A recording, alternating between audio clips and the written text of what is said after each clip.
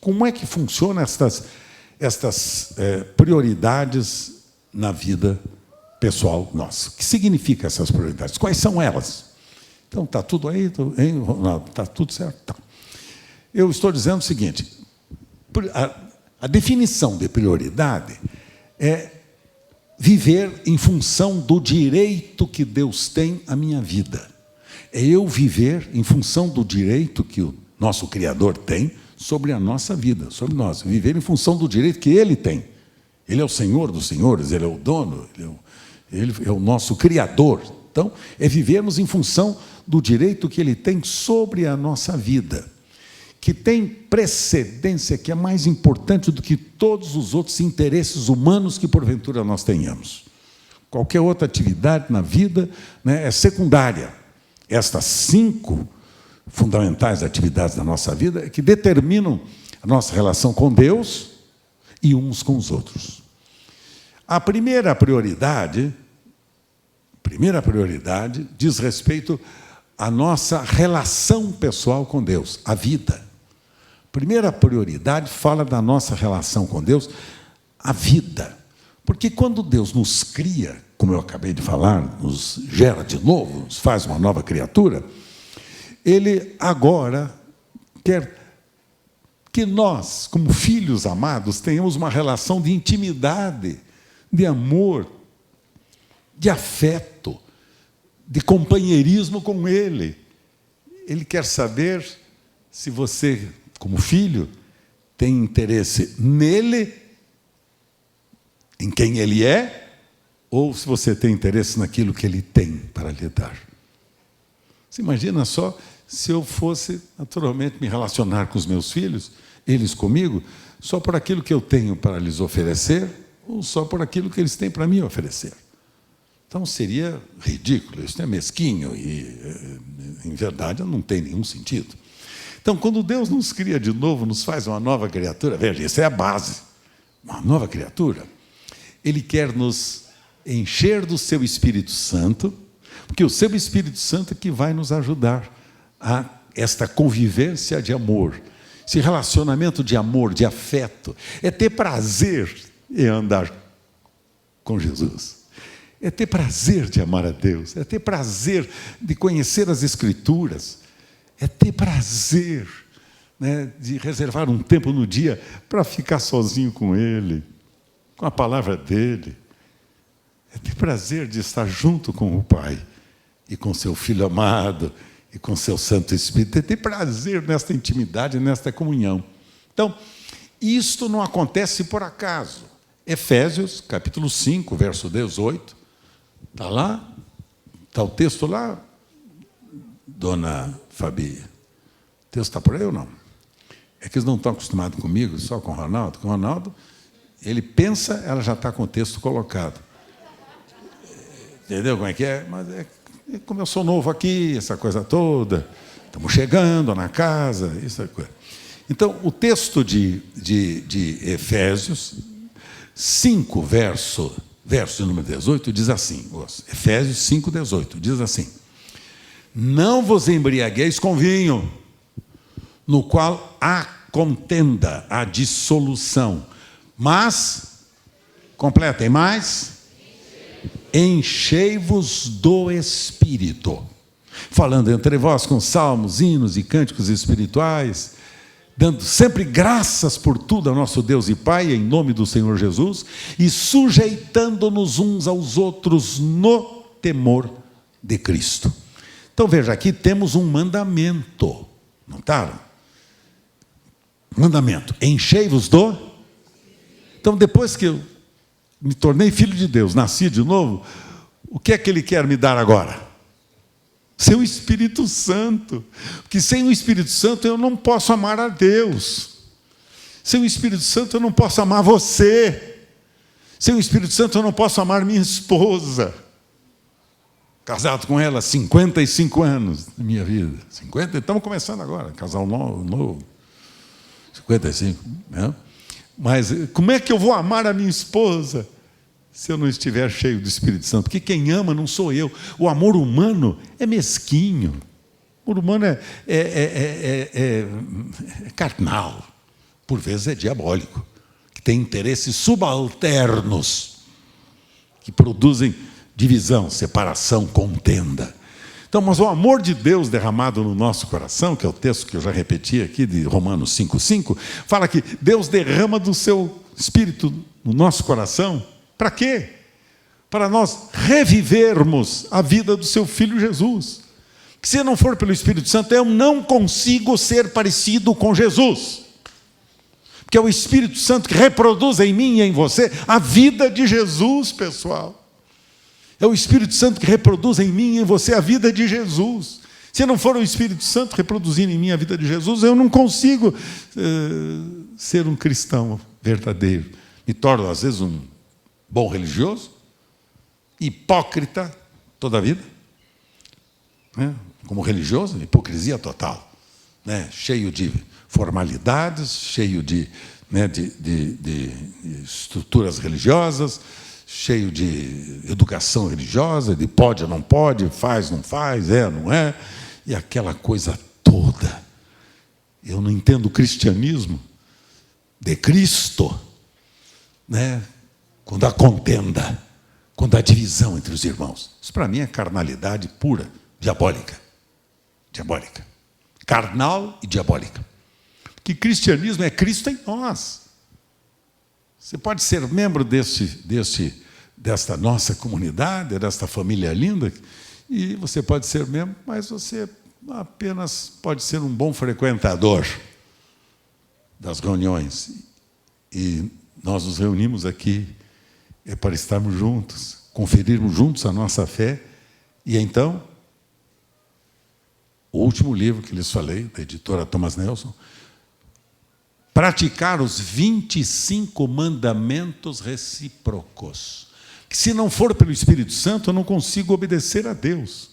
Então, este último livro que eu escrevi, são 25 mandamentos do Novo Testamento.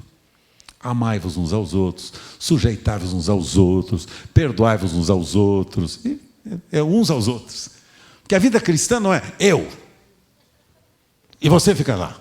Eu primeiro, você fique em qualquer lado que você quiser. Não, a vida cristã é eu e você. Edificando-nos mutuamente, servindo-nos mutuamente, perdoando-nos mutuamente, amando-nos mutuamente. Esse é o cristianismo que eu prego ao longo de minha vida pastoral, nesses últimos 55 anos. Esta é a mensagem da Comunidade da Graça, essa é a base da nossa estrutura como Comunidade da Graça. É esta. É os relacionamentos de amor. Tanto é que eu fico muito frustrado, triste, às vezes, quando eu vejo, né, irmãos foram tão bem tratados, foram amados, cuidados, servidos, honrados, prestigiados, e chega lá no momento e diz assim, o Carlos Alberto, acho que o cabelo dele está feio. Eu prefiro o Ronaldo, que está com o cabelo vermelho, que é bem mais bonito. Então eu quero, entendeu? Então, não, estou só dando um exemplo mesquinho, só para vocês entenderem. Então, como é que funciona a vida cristã? Como é que funciona o meu e o seu casamento? Vocês que estão desejando casar-se, os que já são casados, os que estão planejando agora o casamento, como é que é? Qual a minha responsabilidade no casamento? Minha responsabilidade é ser como Cristo. Não vos embriagueis com vinho, onde há contenda, mas enchei-vos do Espírito Santo, que é o Espírito Santo que vai determinar minha relação com Deus. E a partir daí, da minha relação com Deus, começa a segunda relação, que é a minha relação com o meu cônjuge, com o meu marido e com a minha esposa. Vocês vão notar que a vida cristã a gente não consegue praticá-la se não for pelo Espírito Santo. Não tente na base da sua força, sua boa vontade, do seu estímulo humano, não tenta. Porque não dá certo, fica religiosidade só, fica comportamentalismo, só coisa fria. Na primeira pressão, na primeira dificuldade lá da frente, quebra tudo. Quebra tudo. Um resolve ir embora para a direita, outro vai embora para a esquerda, e que os filhos que se danem, e o lar que se destrua, e não é problema meu, cada um cuida da sua vida. E hoje em dia, nesta geração geração chamada de geração pós-moderna, exatamente uma das características dela é, por exemplo, é o individualismo. Eu sou mais eu, e você, dane-se. Sou o senhor da minha vida, eu busco o que eu quero, faço o que eu quero, penso do jeito que eu quero, e você, dane-se. Isso é a característica dessa geração. O relativismo é outra característica. A tua verdade não é a minha. Você faz do jeito que você quiser, eu faço do jeito que eu quero, e, por favor, viva como você quiser, longe de mim. Relativismo. Para mim, não serve, eu vou cuidar da minha vida. Essas são algumas das causas, estou muito simples, estou abordando simples mesmo, só para vocês entenderem que isso tem gerado divisões, destruições, quantos divórcios, quantas separações, quantas crises familiares, coisa que poderia ser poupada se nós fôssemos cheios do Espírito Santo.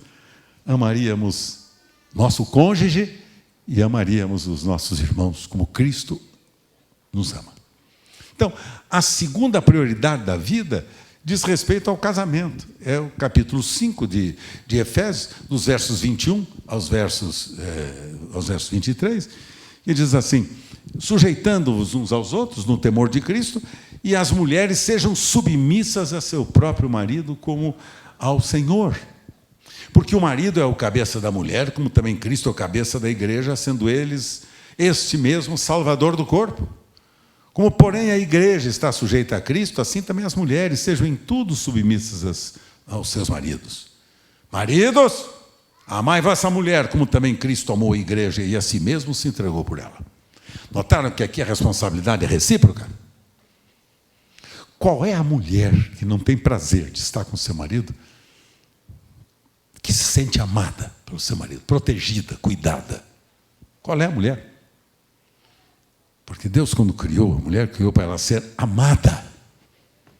Amada e protegida. Para ser a sua ajudadora idônea. Deixará o homem seu pai e sua mãe, unir-se-á a sua mulher, e os dois serão uma só carne. Deus fez isso e a criou como ajudadora idônea. Far-lhe-ei uma ajudadora que lhe seja idônea, que viva como aquele radarzinho que vai lá na frente, mostrando os perigos, a estabilidade da mulher.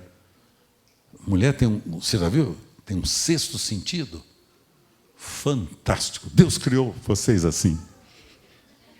Por isso que eu não posso viver sem a minha querida Sueli. A gatinha é demais, está dando a cara. Não, a gatinha é demais, é demais. Toda vez que ela fala não, e eu faço sim, dancei, neném. Vocês não vou nem contar as histórias aqui da minha vida, né? Porque elas têm uma sensibilidade. Só rapidinho, eu queria comprar um carro, isso há uns 30 anos atrás, eu queria comprar um carrinho novo para a família, maior, e eu gostava muito de um carrinho, não vou ser rápido, eu gostava muito de um carrinho, aí eu fui na loja, aqui na loja de carros, ali na região ali do Tatuapé, ali embaixo. Aí fui lá e eu vi um Alfa Romeo. Um carro grande, né? Tinha os filhos em casa, e tudo, olha que maravilha, o Alfa. Aí entrei na concessionária, eu disse, esse carro aqui, como é que é? E coisa, eu quero. Ah, sim, senhor, sim, senhor. E aí eu falava para você, ela olhava para mim e falava assim, ouça, não gostei. Eu falei, mas como não, minha filha? Veja a potência, um carro italiano, uma coisa linda, maravilhosa. Não era novo, né? Mas, enfim, era um Alfa Romeo. Aí, então, tá, vamos sair da loja, dei uma volta para ver ali na região onde tem umas lojas de automóvel, dei uma volta com a Sueli e coisa, e ela falava assim, olha, esse aqui sim, esse aqui é um carro bom, aqui é um carrinho mais novo, esse aqui, olha. Eu olhava para o carro, Fiat, falei, estou fora. Né? Aí, coisa e tal, e dava uma outra volta e tudo. Aí voltei lá na loja. Filha, veja bem o carro. Liga o motor. Aí o cara ligou o motor, veja o carro, lindo, maravilhoso. E aí, o que você achou? Não gostei. Mas eu falei, filha, mas tem o seguinte, o dinheirinho que nós temos reservado para a gente comprar um carrinho desse, vamos comprar. Depois lá na frente a gente troca. Tá bom, comprei. Era uma sexta-feira, No sábado, botei toda a turma no carro, Ronaldo. Você lembra disso, filho? Não, graças a Deus, filho. Graças a Deus. Ele não lembra, filho. Obrigado, pai. O Ronaldo não passou por essa experiência. Aí, sabe o que é, filho? Aí, nós saímos no sábado, botei todo mundo no carro, nós íamos para São Bernardo para almoçar lá no Demarque, quando tinha aquela... Lembra daquela... Tinha um galetinho lá no Demarque, botei a família toda no carro, e eu desfilando de Alfa Romeo. Aí, almoçamos, começamos a voltar. Quando chegou ali na Anchieta, o carro começou... Falei, como assim? Pô, acabei de tirar o carro, a primeira vez que eu saio com ele, que conversa é essa? Que eu saí, meu Deus do céu. Aí mandei chamar, o carro parou na Anchieta ali, mandei chamar o mecânico da comunidade, um amigo nosso, o Joãozinho, lembra dele, do Joãozinho? João, vem cá ver o que aconteceu. Aí o Joãozinho, muito piedoso, irmão amado, mal educado, que ele falou para mim, pastor, o senhor comprou uma porcaria.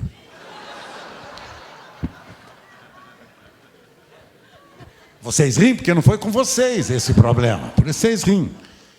Né? E a Sueli, sabe como é que ela estava? Muda. Aí o Joãozinho viu o carro e coisa... Sabe o que tinha acontecido? Fundiu o motor do carro.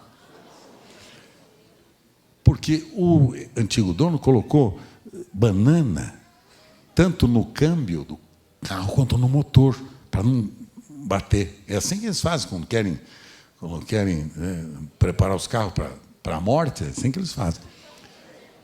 Meus filhos queridos, resumindo, eu fiquei tão sem graça.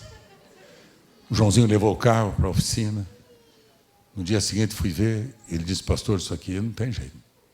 O carro importado já não é novo, é velho, tudo. Isso aqui, só, olha, uma fria. Aí peguei o carro e levei na loja, lá para o cara que tinha me vendido. Ele falou, o problema é seu. O carro saiu daqui, bom, o senhor não saiu andando com o carro? Então, estava bonzinho. O senhor aqui quebrou esse carro. E as bananas lá dentro? Não é plantação que nós temos. Não.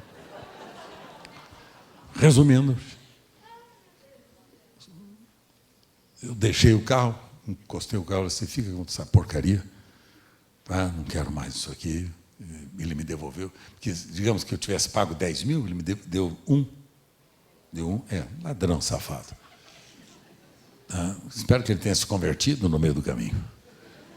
Mas voltei para casa, reuni a família, os filhos, Sueli, eu estava muito envergonhado, triste. E disse para ela, filha querida, me perdoe. Eu desonrei a nossa família. O dinheirinho que Deus nos deu, que nós estamos guardando, eu fui imprudente, não ouvi você e perdi.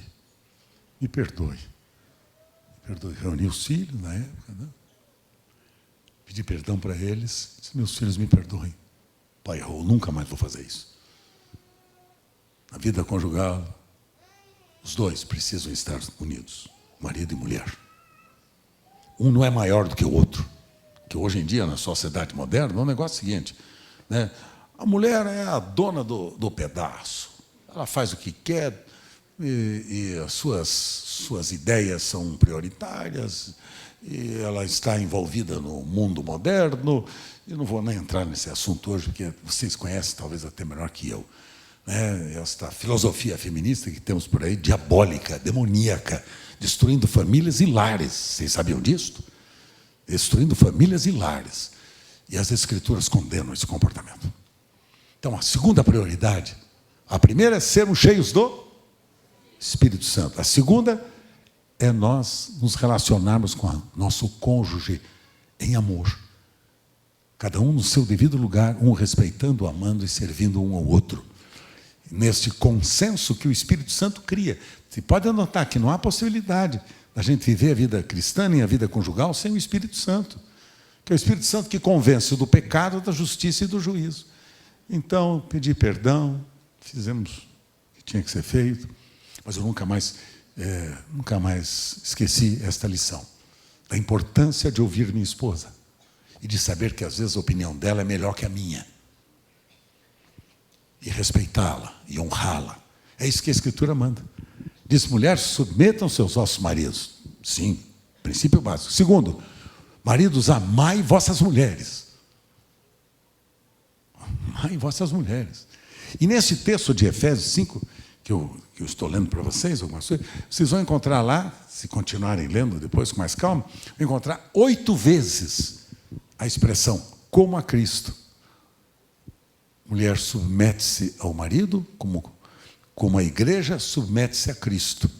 O marido ama a mulher e dá a vida por ela, como Cristo deu a vida. Pessoal, eu e os homens que estão aqui fomos criados por Deus para amarmos o nosso cônjuge como Cristo ama a cada um de nós. Então não tem divórcio, não tem separação, que é diabólico, é demoníaco esse tipo de atitude, mesquinha, leviana.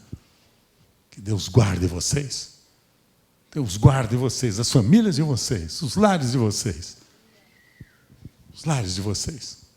Um dia eu vou contar um pouco da minha história para vocês. Você me convida outra vez, Ronaldo? Obrigado. Qualquer coisa vocês falem com ele, escuta, e o rapazinho lá vai voltar, não vai, como é que está, coisa toda. Entendeu como é que é? Terceira prioridade da vida. Primeira, vamos lá, primeira, a vida com Deus, intimidade com Deus. Segundo, o cônjuge, casamento. Terceiro agora, a família. Terceiro, a família. Olha, o que significa essa prioridade? Você é responsável por uma família e você passa a ver a vida do ponto de vista do seu filho, enquanto você ensina a ver a vida do ponto de vista de Deus. Então você tem a responsabilidade de ensinar a viver, ao seu filho viver a vida dele, né? De tal forma que ele seja capaz de honrar a Deus.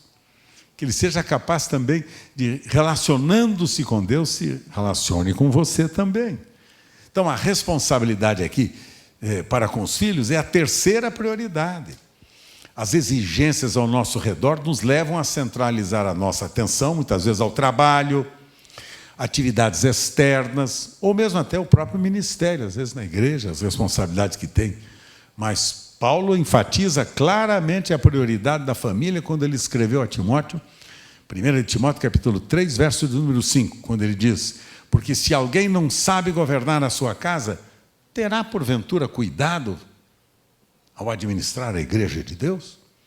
Então, antes do seu ministério, antes da sua atividade profissional, antes de qualquer outra atividade da sua vida, seus filhos são fundamentais.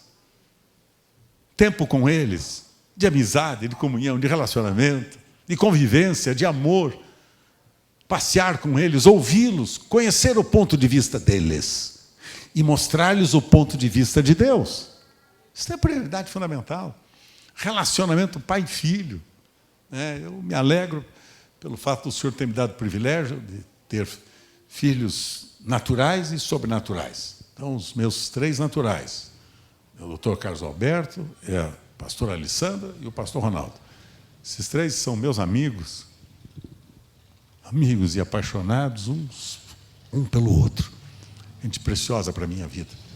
E os sobrenaturais. Sobrenaturais foram criaturas que nós abrimos as portas da nossa casa para amá-las, para servi-las. Alguns quiseram ser servidos, outros não quiseram ser servidos. É muito natural. É como na relação com Deus, né? Muita gente ama Deus e outros não, o abandonam. Então eu me senti assim também, né? Algumas vezes da minha vida, né? E mais feliz da vida, isso lhe dizemos: glória a Deus que nós fizemos o que o Senhor nos deu para fazer, e bendito seja o Senhor por isso. Então, os filhos adotivos me trazem muita alegria na nossa amizade. Marcelão está ali do lado, pena, careca. Levante a mão, Marcelo, deixa eu ver. Marcelo, tadinho, esse rapaz, ele veio para casa, ele tinha um cabelo tão lindo, sabe que maravilha, um cabelo loiro, bonito. Agora, o rapaz ficou careca, não sei o que houve com ele, acho que decepção, ele ficou careca. Mas, enfim, o Cláudio que está gravando agora, lá em cima, o Cláudio está gravando essa reunião toda, é um filho precioso. Aqueles a quem nós demos não só o nome e o sobrenome, mas demos a nossa mesa, a nossa casa e o amor de Deus para eles. Agora, não vamos exigir que eles sejam gratos. A gente não faz isso para ter na frente gratidão. A gente vai fazer isso porque o Senhor mandou fazer. Ele disse que vos ameis uns, pronto. Não disse se gosta, se não gosta, se é ou se não é, que vos ameis uns aos outros. Então, terceira prioridade são os seus filhos, é a sua família. Então, esta relação de amizade entre você e seus familiares é fundamental. Os pais com os filhos com os pais, marido com a esposa com o marido. Esta relação de amor e de afeto, que é fundamentada na nossa experiência de uma vida cheia do Espírito Santo. Se não for pelo Espírito Santo, você não consegue amar seus filhos nem honrar seus pais. Não dá. Não dá. Humanamente falando, não dá, porque humanamente falando a gente é muito suscetível a altos e baixos. Hoje eu gosto, amanhã eu não gosto. Hoje é simpático, amanhã é antipático. Hoje está bom, amanhã está ruim. Então é uma coisa desta natureza. Mas enfim. Agora, quero mostrar para vocês a próxima prioridade. A próxima prioridade fala sobre a nossa profissão. O que é a profissão? Profissão é o seguinte, é a utilização das aptidões pessoais para você prover as necessidades da sua família. A profissão é o meio que Deus lhe dá para que você possa atender às necessidades físicas da sua família, os cuidados com a sua família que você instituiu. Em sua maneira correta de ver, sua perspectiva correta, é o meio de você sustentar a sua família enquanto você está servindo a Deus. Servindo a Deus. Então, o apóstolo São Paulo, escrevendo aos Efésios, no texto que eu estou meditando com vocês, ele diz o seguinte: rogo-vos, pois eu, preso do Senhor, que andeis como é digno da vocação com que fostes chamados. E então, profissão é a minha capacitação recebida do meu pai para que eu possa cuidar bem da minha família econômica e financeiramente. Posso trazer para eles os bens materiais, a fim de ajudá-los, de sustentá-los, de fortalecê-los, de cuidar bem deles. Mas esta sua profissão, ela, da mesma forma que precisamos ser cheios do Espírito Santo para amar a esposa, para cuidar dos filhos, a nossa profissão também é um instrumento que Deus usa para nós amarmos o nosso patrão, amarmos os nossos empregados, amarmos as pessoas com quem nós nos relacionamos, aquelas que nos servem, aquelas que nós estamos servindo. Então, a profissão é fundamental porque ela se torna aqui a maneira pela qual o mundo ao nosso redor vai descobrir que Cristo é o Senhor de nossa vida e o que Ele prioriza é uma vida de justiça e santidade. O texto que está lá em Efésios, que eu estou lendo para vocês, depois você pode meditar melhor no texto todo, mas o apóstolo São Paulo fala exatamente isso, sobre a responsabilidade que você tem, né, com os seus patrões, com os seus funcionários, com a sua vida profissional. Tem gente se queixando que vai mal, que perdeu o emprego, muitas vezes, é verdade que há outras várias causas, né? Mas diz que perdeu o emprego porque foi rebelde com o seu patrão, que abandonou o seu patrão, que gritou com o seu patrão, que roubou o seu patrão. Sabiam disso? Ou então vice-versa. Então, o aspecto da sua quarta prioridade. Qual é a primeira mesmo? Qual é a primeira mesmo? Deus. Segunda, cônjuge. Terceira, família. Quarta, profissão, seu trabalho, profissão. E a quinta? A quinta agora é o seu ministério. É a sua vida. Quando as 4 prioridades estão bem ordenadas no seu devido lugar, você agora projeta a vida de Jesus nas outras pessoas, através do seu ministério. Porque o que adianta você ser um excelente pastor e ser bandido? Você ser um orador fantástico e ser mentiroso?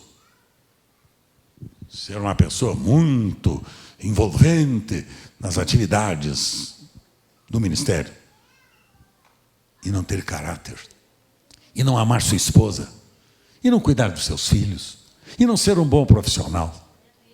Se imaginou? Quer dizer, o meu ministério, porque tem gente que confunde. Primeiro é o ministério. Não, primeiro é Deus. Vou exemplificar para vocês assim, com os dedos da minha mão. Primeira relação é com... Você viu para onde está apontado aqui o meu polegar? Vocês viram? Para onde? Para cima. Então, primeira relação com? Relação com Deus. A primeira, veja que é exatamente para o alto. Minha intimidade e relação com Deus. E agora a segunda? Cônjuge. E a terceira? Família. E a quarta? Profissão. E a quinta prioridade? Ministério.